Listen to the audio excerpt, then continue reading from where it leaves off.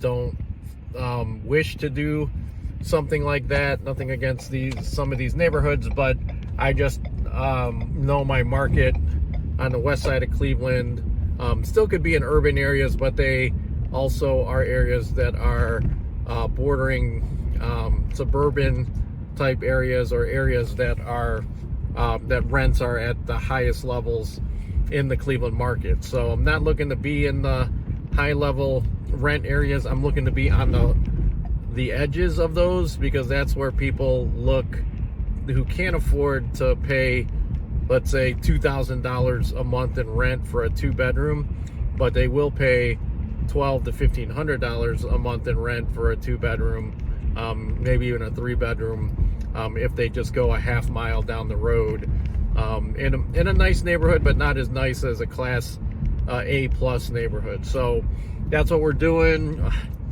right, so I looked at 2 doubles today, and the analysis we keep coming up with is it worth it to spend the money to renovate it, or is it better just to tear it down and build new? Now, one thing you got to consider in the city of Cleveland and a lot of areas, that if you tear down an existing building and you try to build a new one, and then you might have to conform to new zoning laws, setback laws. What I mean by that, like if you have let's say a garage that was 2 feet from the property line, it may need to be 10 feet from the property line, and that might not be feasible anymore with these small lots.